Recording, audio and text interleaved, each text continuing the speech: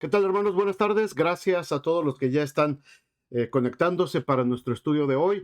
Tenemos un tema muy extenso, muy largo, pero es importante que nos pongamos atentos y que podamos llevar a cabo este estudio. Entrar al tema del sacerdocio de Cristo, hermanos, es entrar en temas ya muy profundos de la palabra de Dios. Los tenemos que, como dice aquí esta carta y lo que vamos a ver ahora, tenemos que tener mucha paciencia, mucha fe para poder entender estos mensajes tan hermosos que nos revelan los siguientes capítulos que vamos a ver. Así es que prepárense, hermanos, por favor, pónganse atentos.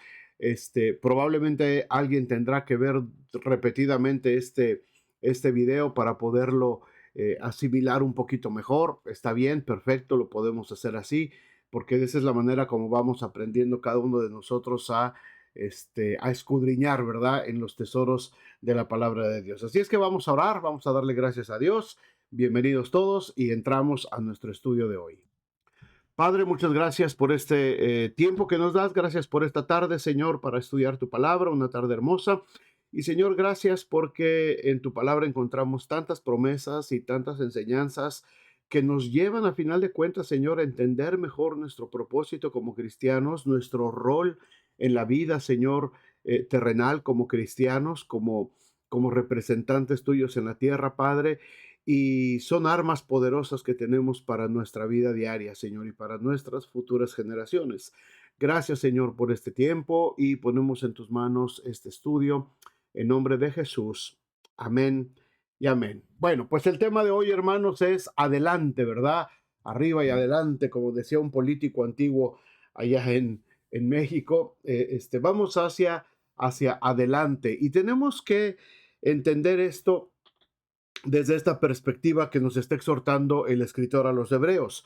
Muchas veces, o no sé si a alguien de ustedes le ha pasado alguna ocasión, te inscribes a un curso, ¿verdad? Un curso de pintura, un curso de mecánica, un curso de cualquier cosa, y es un curso de 12, 13 semanas, no sé, un tiempo determinado. Llegas a la primera clase muy contento, muy emocionado con todos tus materiales, tus útiles, y el maestro empieza a darte la primera clase, te empieza a dar los rudimentos de lo que vas a estudiar, te empieza a hablar acerca, si es de dibujo, cómo empezar a hacer trazos, te da lo esencial, ¿verdad? Llegas a la segunda clase con ganas de seguir aprendiendo más. Y resulta que el maestro vuelve a repetir lo mismo que te dio la clase pasada. Está bien, dices, bueno, lo voy a reafirmar y hasta ahí está bien. Pero pasan 3, 4 semanas más, clases, y el maestro sigue solamente repitiendo exactamente lo mismo que aprendiste en la primera clase. Cosas que ya supuestamente debes dominar, que ya debes de tener controladas, pero el maestro lo sigue explicando una y otra vez. Eso era lo que le estaba pasando a los destinatarios de esta carta a los hebreos. El escritor de Hebreos les está tratando un tema muy difícil, pero les dice que no lo puede hacer. No lo puede hacer porque siguen siendo niños espirituales. No han podido crecer, no han podido pasar de esas primeras clases y todavía estaban estudiando los rudimentos de la salvación para poder tener, para poder gozar de lo que les correspondía como cristianos ya maduros. Así es que les tiene que hablar de una manera un tanto fuerte. Y aquí es donde entra el escritor de Hebreos a un tema apasionante en la Biblia, hermanos, que es el sacerdocio de Cristo, el sacerdocio de Cristo. Obviamente en una lección no podemos agotar todo lo que significa el sacerdocio de Cristo, pero sí los invito para que ustedes sigan meditando en estos versículos, en esta palabra, y sigamos aprendiendo más acerca de este sacerdocio de Cristo. Esta es la idea que tenía el autor del libro de Hebreos hacia sus destinatarios. Vamos adelante, vamos a dejar las cosas que ya son los rudimentos, vamos a dejar las cosas tan sencillitas del Evangelio y vámonos para adelante. Tenemos que madurar, tenemos que aprender. Son temas que a veces decimos, ay, es que es muy complicado, eso yo no lo entiendo, mira, por más que le hago, no me cabe. Hermanos, tenemos que dejar de ser niños y tenemos que entrar a estudiar la palabra de Dios con toda, con toda su fuerza. En los capítulos anteriores estuvimos viendo que uno de los temas principales de esta carta era la superioridad de Cristo, ¿verdad? Primero vimos que Cristo se presentó como superior a los ángeles, después lo presenta como superior a Moisés, y ahora en el capítulo 4, a partir del versículo 14, se empieza a comparar con el sacerdocio levítico, con el sacerdocio instituido por Dios en el libro del Éxodo. Para entender este contraste, es necesario saber en qué consistía el trabajo de un sacerdote de acuerdo a las escrituras. La definición del sacerdocio levítico es que era una orden sacerdotal instituida por Dios en tiempos del Antiguo Testamento para mediar entre él y los hombres. Los hombres no tenían acceso directo a Dios, tenía que haber un mediador y ese precisamente era el sacerdote.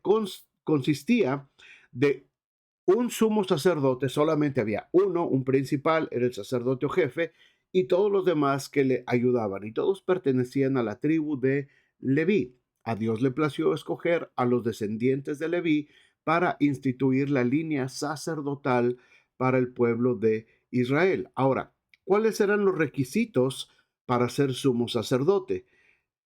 Tenía que ser escogido de entre los hombres para poder representar precisamente a la humanidad. No podía ser un ángel, no podía ser un ser creado por Dios, sino que tenía que ser un hombre para que pudiera identificarse con sus demás congéneres.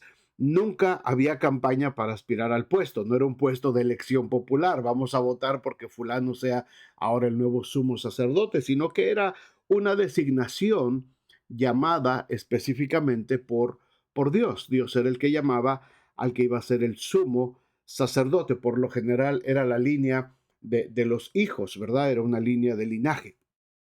¿Cuáles eran los deberes del sumo sacerdote? Una vez al año pasaba a través del velo que dividía el lugar santo del lugar santísimo en el templo y ofrecía un sacrificio para cubrir los pecados del pueblo por otro año, no sin antes presentar un sacrificio por su propio pecado.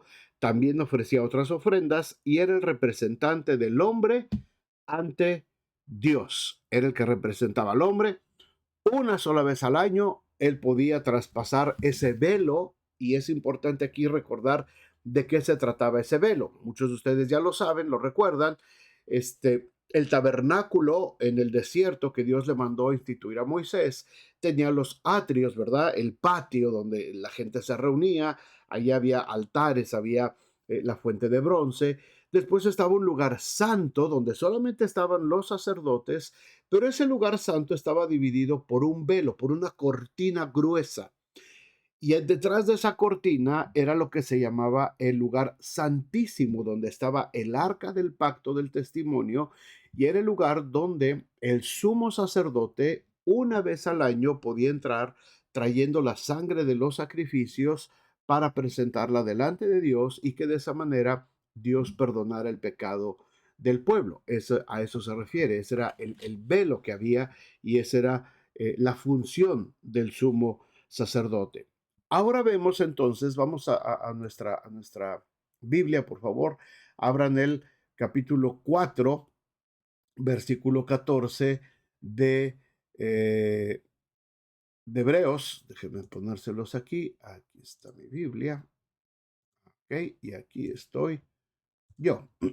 Hebreos 4:14 dice: por tanto, es decir, por todo lo que ya les expliqué y después de todo lo que las exhortaciones que había hecho el escritor en los pasajes anteriores, en los versículos anteriores, dice: por tanto, teniendo un gran sumo sacerdote que traspasó los cielos, Jesús el Hijo de Dios, retengamos nuestra profesión, retengamos nuestra profesión, porque no tenemos un sumo sacerdote, vean bien este versículo, no tenemos un sumo sacerdote que no pueda compadecerse de nuestras debilidades, sino uno que fue tentado en todo según nuestra semejanza, pero sin pecado. Acerquémonos, pues, confiadamente al trono de la gracia para alcanzar misericordia y hallar gracia para el oportuno socorro. ¿Qué significa el versículo 14? Dice, teniendo un gran sumo sacerdote que traspasó los cielos. Ojo con esta expresión, traspasó los cielos. Cuidado, vamos a poner atención. Hay una relación entre el velo que había en el tabernáculo que les acabo de explicar y los cielos. El velo protegía al hombre de ser consumido por la gloria de Dios. Nadie podía atravesar ese velo. El que lo atravesaba inmediatamente caía muerto ahí. Así como los cielos impiden que el pecador sea consumido por el resplandor de la gloria divina. Escuchen esto, hermanos. Escuchen esta comparación. El velo impedía que alguien traspasara ese velo y que cayera muerto por la presencia de Dios. De la misma manera, los cielos, los cielos están protegiéndonos a nosotros de ese resplandor majestuoso de la gloria de Dios que podría terminar con nosotros. Cuando este versículo nos dice que traspasó los cielos, hace una alusión al sacerdocio levítico. El día de la expiación, el sacerdote traspasaba el velo llevando sangre para cubrir los pecados del pueblo. Jesucristo atravesó los cielos para presentar su sangre derramada por nuestros pecados y continuamente representa al hombre ante el Señor. Por esta razón, el creyente debe tener confianza en que la deuda que tenía por sus transgresiones ha quedado saldada y mantener esa confianza a través de su vida. Notemos la exhortación del versículo 14. Dice, retengamos nuestra profesión. Eso es lo que tenemos de hacer nosotros conociendo la clase de sacerdote que tenemos. Jesucristo, hermanos, traspasó los cielos. Ahora, déjenme ir un poquito más profundo en esto. El velo del que estamos hablando, impedía y cubría el arca del testimonio, ¿verdad? A final de cuentas, el arca era un artefacto creado por artífices humanos, por artesanos humanos, hicieron esa arca de acuerdo al modelo que Dios les dijo, y Dios puso ahí su gloria y su presencia. Ahora, hermanos, tenemos algo mucho más grande, mucho más poderoso que esa arca, que ese artefacto de madera cubierto de oro. Tenemos algo mucho más valioso. Y ese velo, que era un velo terrenal, era un velo simplemente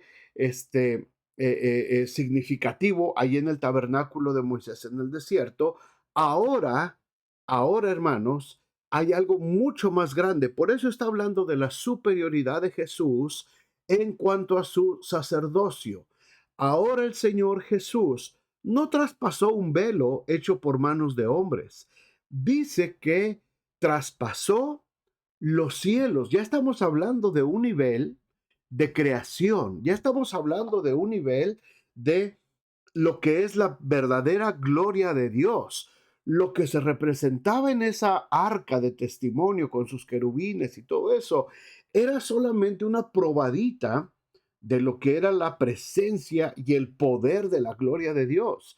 Ahora Jesucristo, como sacerdote, no traspasa un velo humano hecho por manos de hombres para acercarse a una cajita de madera y ofrecer el sacrificio. No, no. Y vuelvo a repetirles esto, y a lo mejor esta es una opinión muy personal mía y cada quien está libre de creer lo que quiera, pero por eso a mí no me cabe en la cabeza que cristianos hagan inclusive desfiles simbolizando, y ahí vienen cargando una réplica del arca del testimonio. Y yo he visto cultos donde muchos cristianos vienen con sus trompetas y vienen cargando un arca del testimonio. Por amor del Señor, ¿no les ha amanecido? ¿No han leído Hebreos 4:14? ¿Qué tenemos que andar celebrando y qué tenemos que andar representando? Un arca de madera, un arca hecha por manos de hombres, cuando tenemos un Salvador, un sacerdote que traspasó los cielos y llegó no delante de un arca, llegó delante de la mismísima presencia de Dios para presentar su propia sangre, ni siquiera la sangre de un animal muerto, presentó su propia sangre para expiación, para perdón, para limpiar, para cubrir, para borrar nuestros pecados. Hermanos, ¿qué tenemos que andar haciendo con ese tipo de simbologías? Tenemos algo mucho más grande, tenemos algo mucho más poderoso. Jesucristo mismo, el Hijo de Dios, es superior a cualquier sacerdocio que podamos nosotros comparar aquí en la tierra. Nuestro intercesor, Jesucristo, porque dijimos que el sacerdote, una de sus funciones es interceder, es mediar. Nuestro intercesor, precisamente, hermanos, puede compadecerse de nosotros porque Él fue tentado en todo igual que nosotros, pero sin pecado. Estuvo en este mundo, experimentó sufrimientos grandes, experimentó hambre, experimentó sed, experimentó tristeza, experimentó enojo, experimentó alegría, gozo, experimentó cansancio. O sea, Jesús estuvo junto con nosotros. Por supuesto que hubo muchas más tentaciones delante de él. Había gente que le ponía tentaciones todo el tiempo, lo querían hacer caer, querían que blasfemara. Los fariseos, todos los religiosos de ese tiempo solamente estaban buscando que Jesús cayera en alguna de estas faltas. Buscaron que deshonrara a su madre y no lo hizo. Jesús le dio su lugar a su familia, le dio lugar a su familia terrenal, le dio lugar a su familia espiritual, a sus hermanos, y no fue caído en pecado en ningún momento. Fue tentado, ciertamente. Tuvo todas las mismas debilidades que nosotros, pero no cayó en pecado. Él fue víctima de burlas, fue incomprendido. Por eso es que cuando nosotros le buscamos, hermanos, el único que nos puede entender nuestros problemas es Él. Y precisamente eso es lo que hace. Gracias a este ministerio, el creyente puede acercarse confiadamente, dice el versículo 16, confiadamente al trono de la gracia para alcanzar misericordia y hallar gracia para el oportuno socorro. ¿Qué significa esto, hermanos? Mucha gente dice, es que lo que yo estoy pasando, nadie lo puede entender. Dios es Dios y Dios está ahí en su trono de gloria y Él no puede entender lo que a mí me está pasando, lo que yo estoy sufriendo, lo que estoy viviendo. Cuidado con lo que decimos. Jesucristo, nuestro sumo sacerdote, fue tentado en todo, igual que nosotros, y Él pudo vencer. De Él se burlaron, de Él hubo críticas, de Él hablaron hasta que se cansaron, de Él mintieron. No podemos decir que Jesús no entiende lo que nosotros vivimos, hermanos. Ciertamente nosotros nos los hemos buscado. Ciertamente lo que muchas de las cosas que vivimos, que estamos pasando, es por nuestras malas decisiones. Aún así, aún así, el Señor se compadece de nosotros. Y el Señor ofreció que Él iba a estar con nosotros para atravesar todos esos problemas, todas esas tribulaciones, aflicciones, algunas por causa del enemigo, algunas por causa de nuestra fe en Él y algunas por causa de nuestras malas decisiones, hermanos, porque no todo es culpa del diablo y no todo es culpa de que somos cristianos y por eso me está yendo mal. Muchas de los problemas y muchas de las tribulaciones que enfrentamos son a causa de nuestros propios errores, de nuestras malas decisiones, de haber sido débiles y de haber caído en pecado delante de Dios. Aún así, tenemos un sumo sacerdote que sabe compadecerse de nosotros, de nuestras debilidades, y con él podemos ir confiadamente al trono de la gracia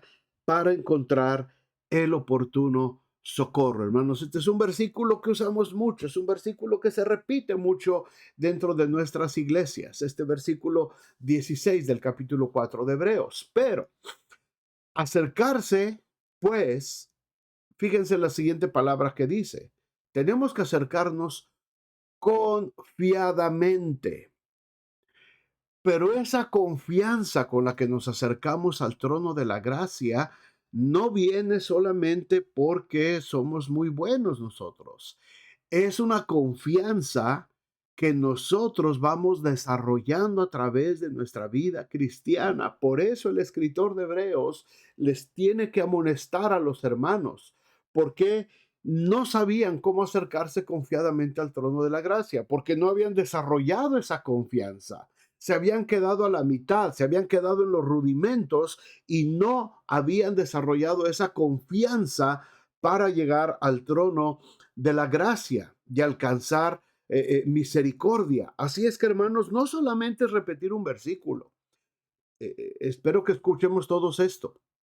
No solamente son fórmulas mágicas. Este versículo no es una fórmula mágica más de la Biblia. Este versículo es una verdad y cada verdad conlleva en sí misma una responsabilidad para el cristiano. Y la responsabilidad aquí es que tenemos que desarrollar una confianza basada en el estudio de la palabra de Dios, una confianza basada en una comunión permanente con el Señor, una confianza desarrollada a través de la comunión con otros hermanos, de la coinonía con otros cristianos, de la vida cristiana, todos viviendo juntos, vamos desarrollando esa confianza. Porque de otra manera se convierte solamente en un versículo motivacional, un versículo que solamente nos va a hacer sentir bien, un versículo que solamente va a ayudarnos así como si fuera una pomadita cuando tenemos una llaga muy fuerte que sanar.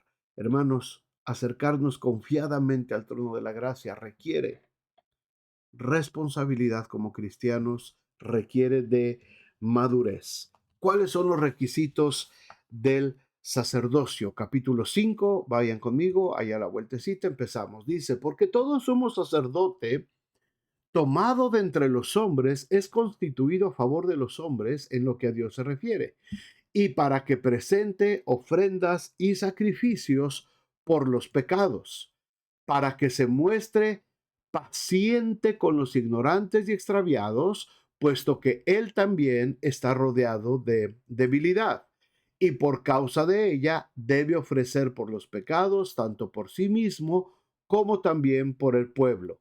Y nadie toma para sí esta honra, sino el que es llamado por Dios, como lo fue Aarón, el hermano de Moisés, ahí en el desierto. Lo vimos en el estudio de Números.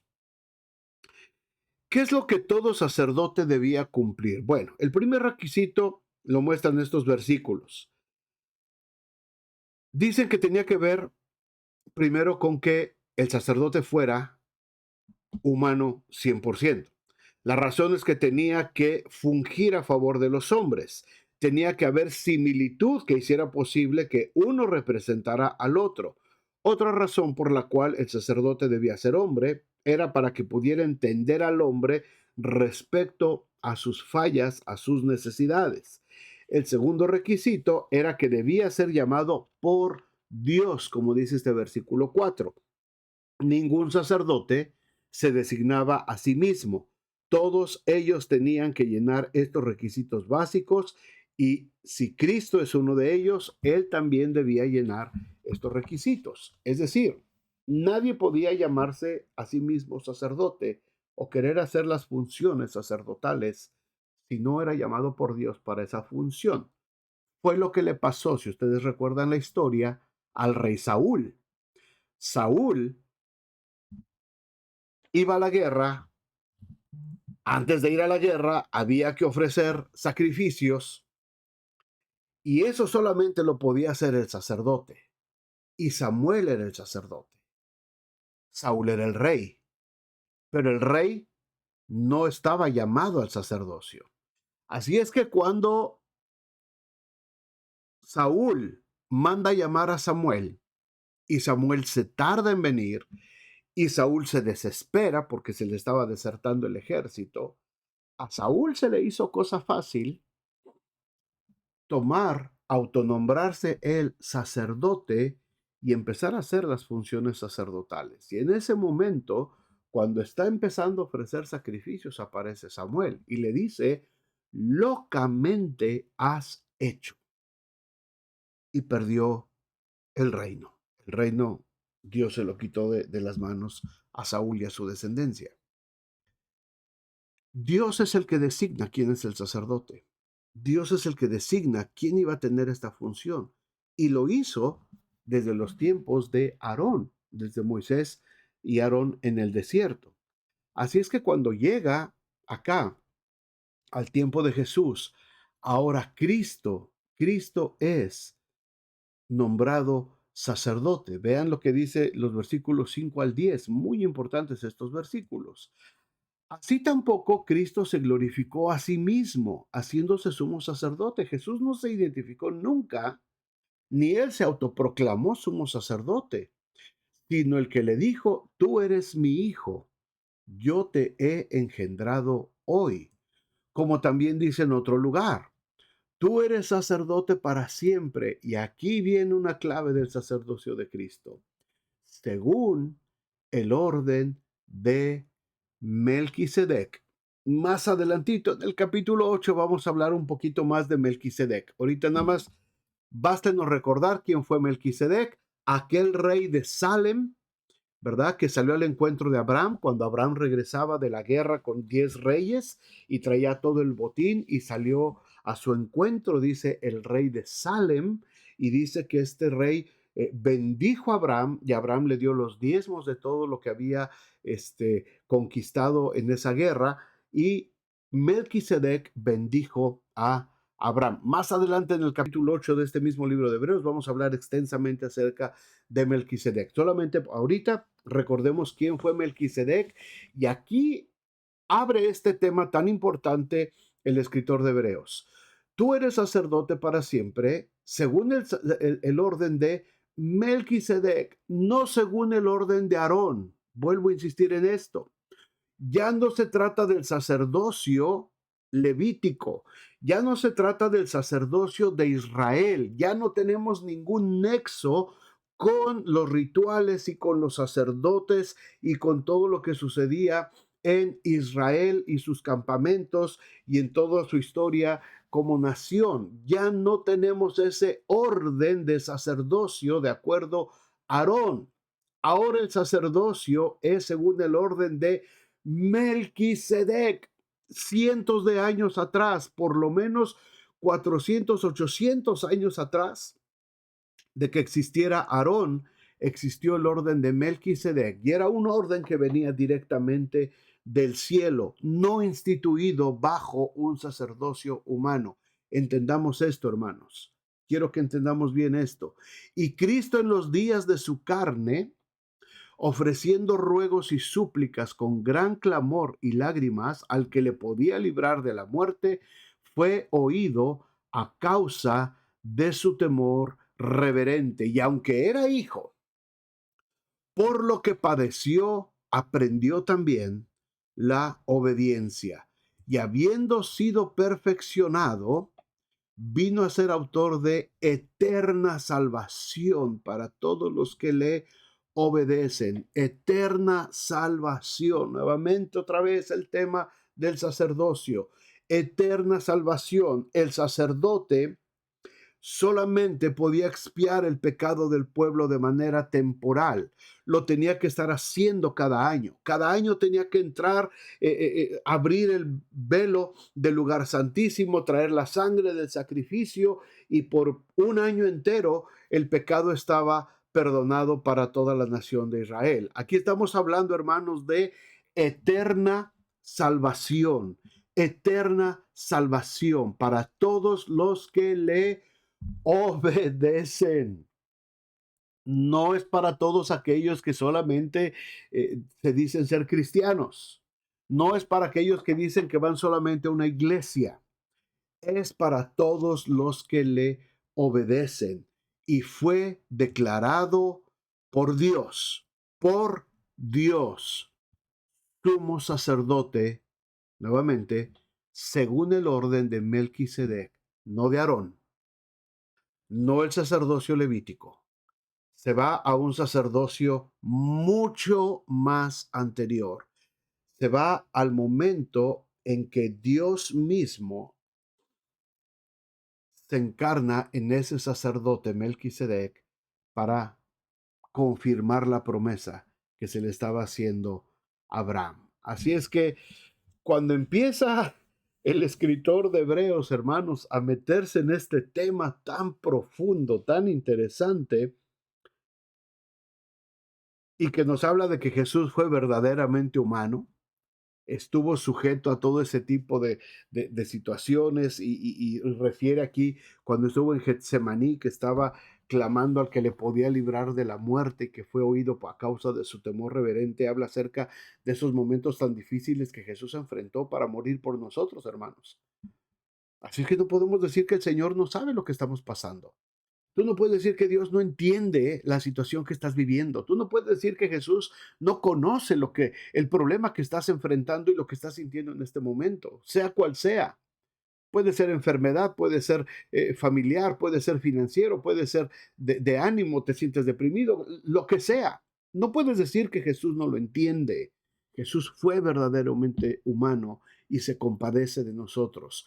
Por eso es que fue declarado sumo sacerdote, pero no de acuerdo a un linaje humano, sino a un linaje y un orden totalmente divino.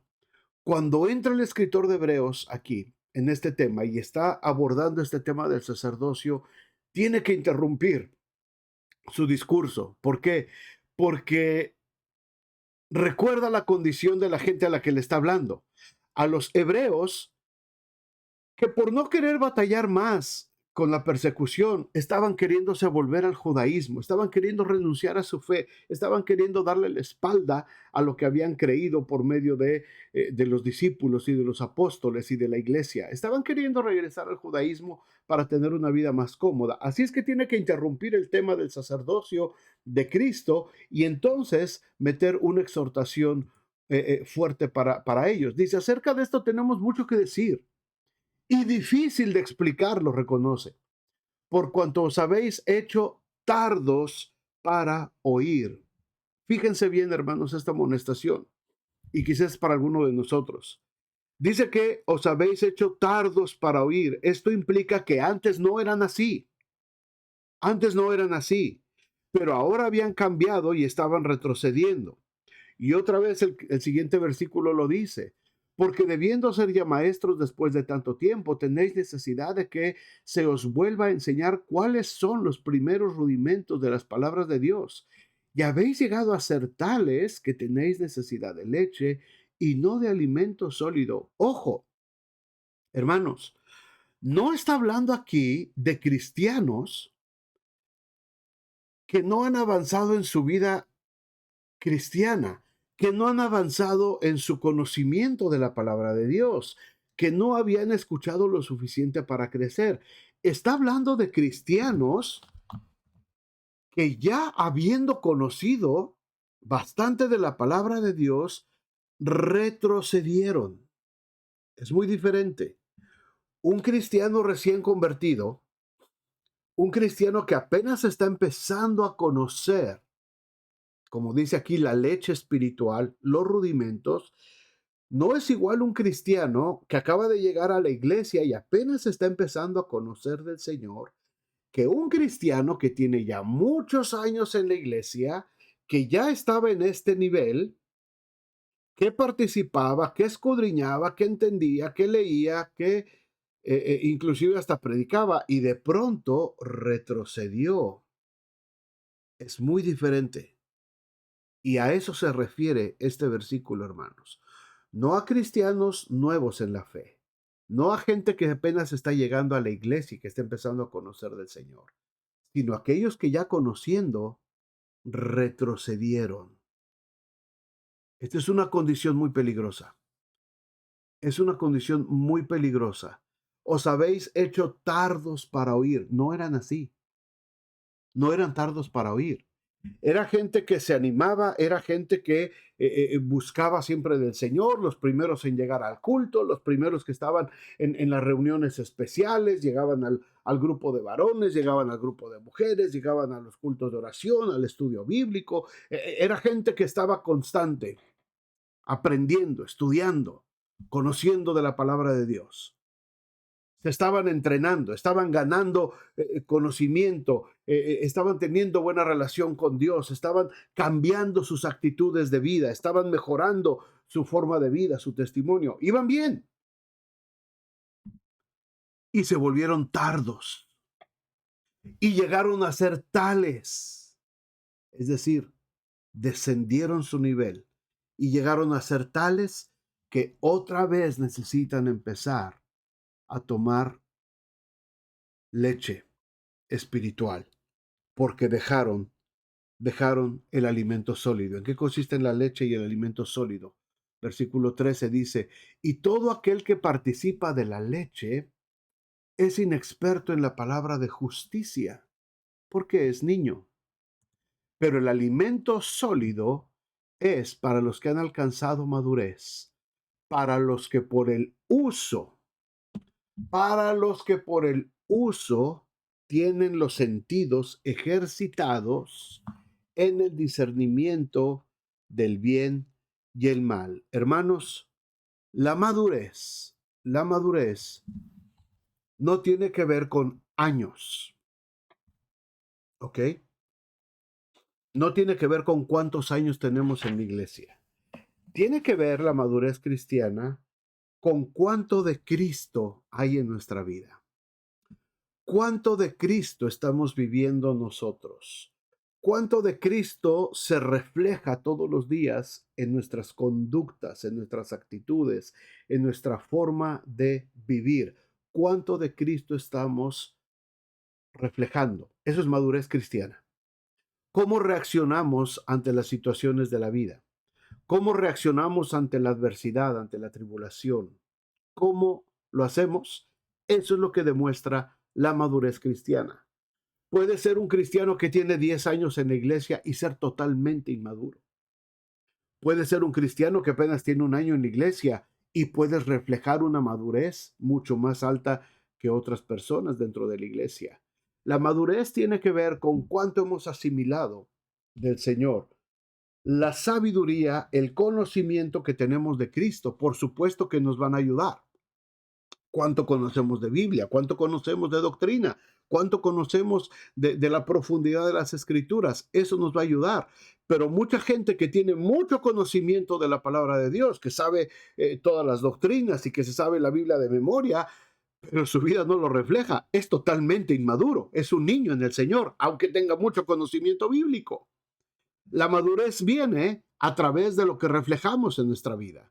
La madurez viene a través de nuestro comportamiento, de nuestra conducta. Ahí es donde reflejamos la madurez. Así es que todo el conocimiento que yo tengo de la palabra de Dios de nada sirve si no lo demuestro en mi vida diaria. Cuando yo tengo conocimiento de la palabra de Dios y mi vida diaria refleja ese conocimiento, entonces puedo decir que soy un cristiano maduro. Sin embargo, estos hombres a los que estaba hablándoles el escritor de Hebreos, estas personas, estos hermanos, habían dejado de seguir creciendo en Cristo. Y no solamente habían dejado de seguir creciendo, sino que habían empezado nuevamente a disminuir de su crecimiento espiritual. Estos versículos nos enseñan que estos destinatarios estaban sufriendo persecución y creían que la forma de evitar la persecución era regresando al judaísmo.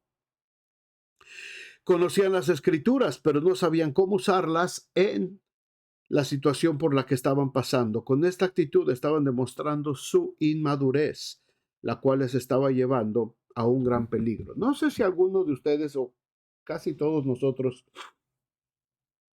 en aquellos años de juventud fuimos aficionados a algún deporte, ¿verdad? Algunos de ustedes les gustaba mucho el fútbol, el básquetbol, las carreras, cualquier cosa de esas. ¿Qué pasó?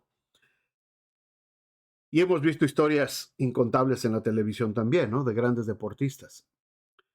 Deportistas que de pronto se cansaron de entrenar, se cansaron de seguir esa vida de tanta disciplina que requiere el deporte y se tiraron a la vida fácil.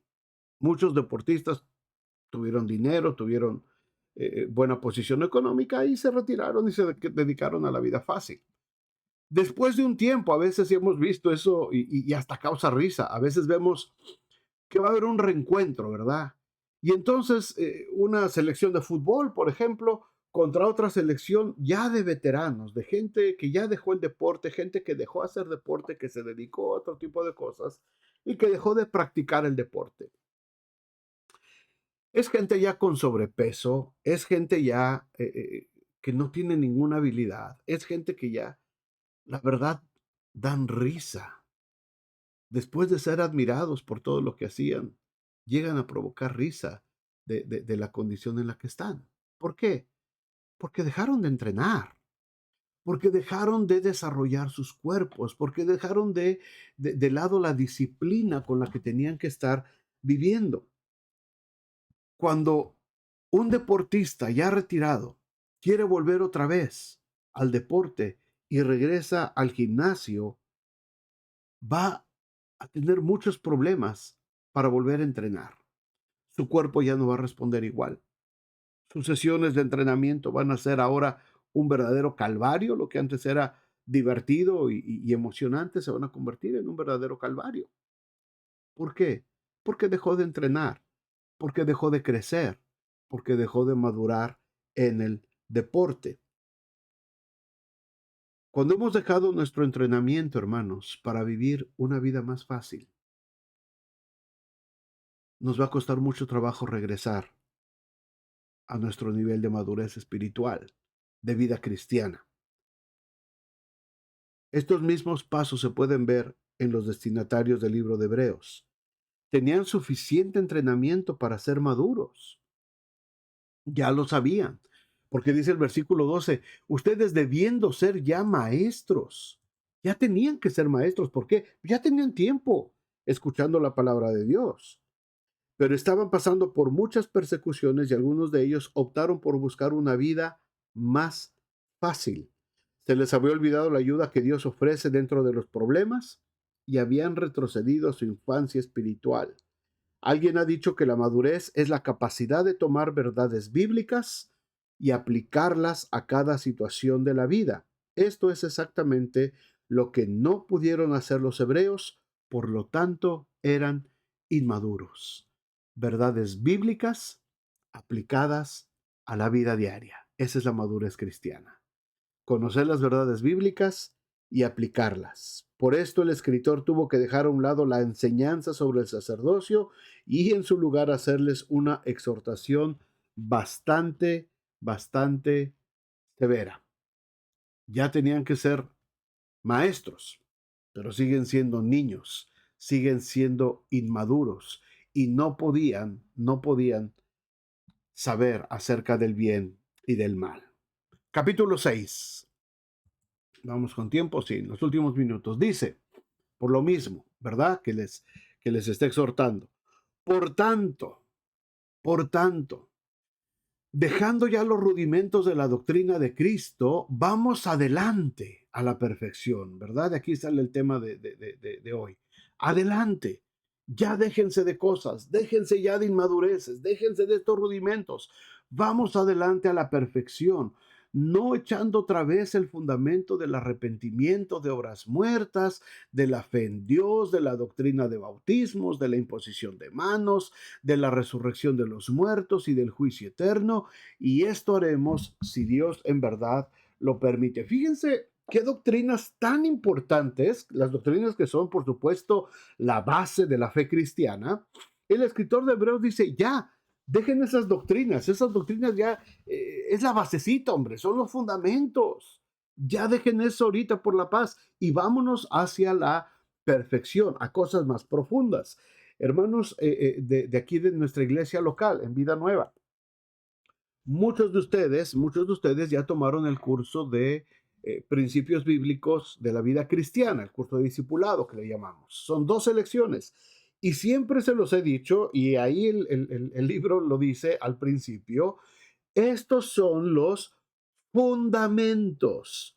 No es todo lo que el cristiano necesita saber por mucho. Solamente son los fundamentos, las lecciones que tenemos en ese manual que damos a las personas que se integran a nuestra iglesia. Son solamente esto, son los rudimentos, son los fundamentos. A partir de ahí, como dice Pablo, cada uno vea cómo sobreedifica sobre este fundamento que estamos poniendo. Muchos hermanos quizás dentro de nuestra iglesia dicen, es que yo ya tomé el curso de discipulado de la iglesia. Hermano, eso es lo mínimo. Eso es lo mínimo. Tenemos que seguir estudiando, tenemos que seguir preparándonos. Por eso, estos estudios bíblicos que yo les doy los días miércoles, aquí es donde estamos aprendiendo doctrina, historia, fundamentos, verdades bíblicas. Esto ya no son fundamentos, esto ya es carne, esto ya es alimento sólido, como dice aquí el escritor de Hebreos. Por eso les dice, está bien, ya sabemos todas estas doctrinas, ya tomamos el curso de discipulado básico. Vámonos para adelante, vámonos a lo que sigue. Tenemos que seguir aprendiendo más de la palabra de Dios. ¿Por qué? Porque la vida que estamos viviendo todos los días, hermanos, nos está presentando retos muy difíciles, retos que no podremos superar a menos que conozcamos las verdades bíblicas y las apliquemos a nuestra vida diaria. De otra manera vamos a fracasar, de otra manera nos vamos a ir disminuyendo, vamos a retroceder y nos vamos a volver otra vez niños inmaduros, y lo que va a pasar es que vamos a terminar abandonando la fe, la iglesia, y nos vamos a regresar a la vida que teníamos antes de conocer a Cristo. No podemos, no podemos dejar esto, tenemos que seguir. Y fíjense estas advertencias que nos da en los versículos siguientes. Para los que persisten en esa condición, los que se quieren quedar en esa condición. Dice el versículo 4. Acá está, versículo 4. Porque es imposible que los que una vez, dice, número 1, fueron iluminados. Número 2, gustaron del don celestial. Número 3, fueron hechos partícipes del Espíritu Santo. Número 4, asimismo gustaron de la buena palabra de Dios. Número 5, y gozado de los poderes del siglo venidero. 5 experiencias de la vida cristiana, hermanos. 5 experiencias de la vida cristiana. Habían sido iluminados.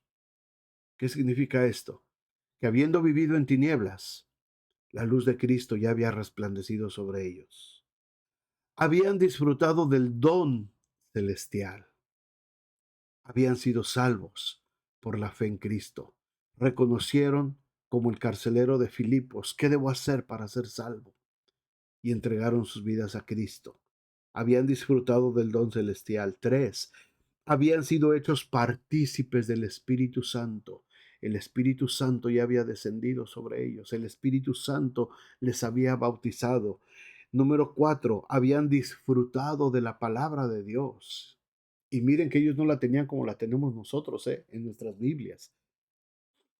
Pero ya habían disfrutado de la palabra de Dios. Y número 5 dice que habían gozado de los poderes del siglo venidero, es decir, todos los dones del Espíritu, todos los dones espirituales se habían manifestado también en ellos. Entonces, esto significa, hermanos, esto significa que mucha gente que ya vivió esto, se ha disminuido. A eso se refiere con la inmadurez, ser niños. Todos los que habían vivido estas experiencias espirituales se fueron para atrás, regresaron. No estamos hablando de solamente aquellos que llegaron a la iglesia y se asomaron y vieron qué había y ya no regresaron. No, estamos hablando de hombres y mujeres que gozaron de todos los privilegios y gozaron de todas las bendiciones espirituales que Dios tenía para ellos. Y una vez que gozaron de todo eso, ante las presiones de la vida, ante la presión de sus tribulaciones y de sus aflicciones, de sus comodidades, retrocedieron y regresaron a donde estaban antes. Abandonaron todo esto que Dios había dado a sus vidas. Fueron inmaduros, no lo supieron aplicar, pusieron 1000 pretextos y retrocedieron y retrocedieron. Fíjense lo que dice el versículo 6. Y recayeron. Una vez que gustaron de todo esto, recayeron. Sean otra vez renovados para arrepentimiento, crucificando de nuevo para sí mismos al Hijo de Dios y exponiéndolo al vituperio. Déjenme decirles esto, hermanos. Vamos al versículo 1 otra vez. Dice que dejemos todo esto, no echando otra vez el fundamento del arrepentimiento de las obras muertas. Dice, pero porque es imposible, aquí está la clave, es imposible que los que una vez gozaron de estas 5 cosas, es imposible que los que gozaron de estas 5 cosas, que una vez fueron iluminados, gustaron del don celestial, fueron hechos partícipes del Espíritu Santo y asimismo gustaron la buena palabra de Dios y los poderes del siglo venidero y recayeron, es imposible, volviendo al versículo anterior, es imposible que sean otra vez renovados para arrepentimiento, crucificando de nuevo para sí mismos al Hijo de Dios y exponiéndolo al vituperio. Imposible que los creyentes que han pasado por estas 5 fases recaigan y sean renovados otra vez. El escritor no dice que sea difícil, dice que es imposible.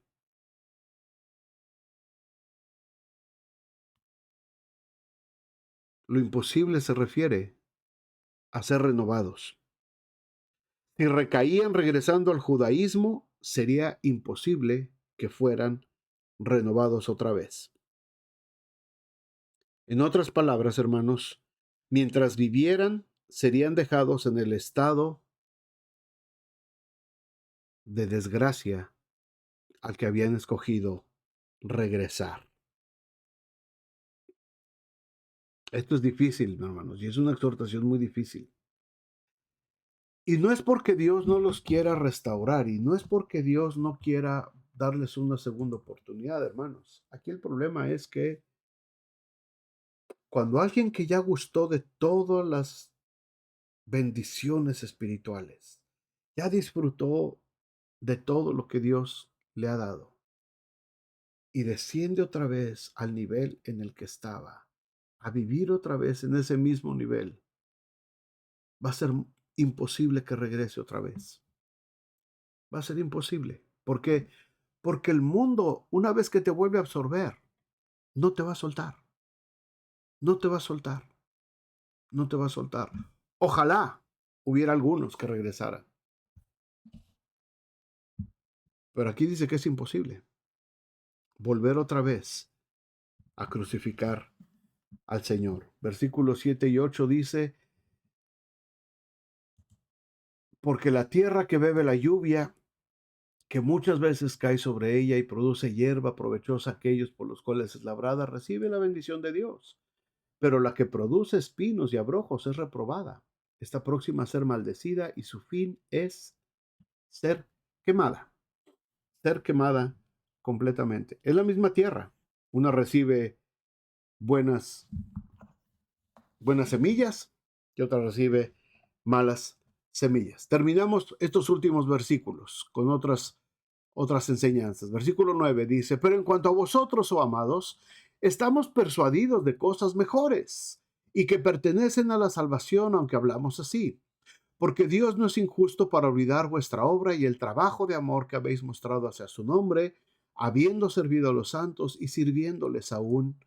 Pero deseamos que cada uno de vosotros muestre la misma solicitud hasta el fin, para plena certeza de la esperanza, no nada más a ratitos, sino ser permanentes, consistentes y seguir luchando hasta el fin, a fin de que no os hagáis perezosos, sino imitadores de aquellos que por la fe y la paciencia heredan las promesas, porque cuando Dios hizo la promesa a Abraham, no pudiendo jurar por otro mayor, juró por sí mismo, diciendo, de cierto te bendeciré con abundancia y te multiplicaré grandemente. Y habiendo esperado con paciencia, alcanzó la promesa, porque los hombres ciertamente juran por uno mayor que ellos, y para ellos el fin de toda controversia es el juramento para confirmación, por lo cual, queriendo Dios mostrar más abundantemente a los herederos de la promesa la inmutabilidad de su consejo, interpuso juramento, para que por dos cosas inmutables, en las cuales es imposible que Dios mienta, tengamos un fortísimo consuelo los que hemos acudido para asirnos de la esperanza puesta delante de nosotros, la cual tenemos como segura y firme ancla del alma y que penetra hasta dentro del velo donde Jesús entró por nosotros como precursor, hecho sumo sacerdote para siempre según el orden de Melquisedec. Paciencia y fe. Paciencia y fe. Hermanos, eso es lo que nos lleva, eso es lo que nos hace ser persistentes y consistentes en nuestro crecimiento espiritual. Paciencia y fe. Paciencia y fe. El libro de Hebreos tiene que exhortar a los cristianos de ese tiempo y les tiene que decir, ustedes tienen que permanecer. Dios no es injusto. Dios no se va a olvidar de la obra de amor que ustedes han hecho por los santos. Les han servido y les siguen sirviendo. Pero hermanos, esto todavía no se termina. No es tiempo de regresar. No es tiempo de hacernos tardos para oír. No es tiempo para renunciar a todas estas cosas hermosas que hemos recibido de parte de Dios para volver a vivir en los rudimentos del mundo. Es tiempo de perseverar. Es tiempo de seguir adelante. Es tiempo de seguir hacia la perfección. ¿Cómo? Con fe y con paciencia. Hermanos, la vida cristiana se desarrolla con fe y con paciencia. Con fe y con paciencia.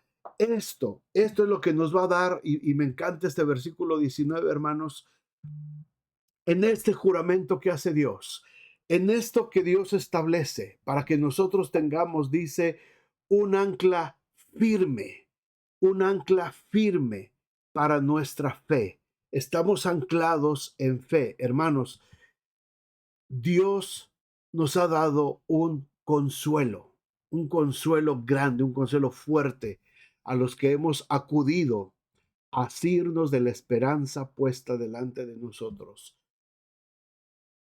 Pero hermanos, amados hermanos, si yo no conozco de qué se trata esta esperanza puesta delante de nosotros, si yo no me esfuerzo en entender qué es lo que significa esta firme ancla del alma, si yo no me esfuerzo por entender qué significa que Jesús como precursor fue hecho sumo sacerdote para siempre, no por un año, no por una temporada, para siempre según el orden de Melquisedec, hermanos, mi fe se va a debilitar, mi madurez espiritual va a fallar y voy a venir a ser nuevamente como un niño que solamente necesita alimentito espiritual cada domingo, venir cada domingo a mi reunión o cada vez que puedo y recibo un poquito solamente de alimento espiritual y ya con eso estoy contento. No podemos conformarnos con eso. Tenemos que madurar,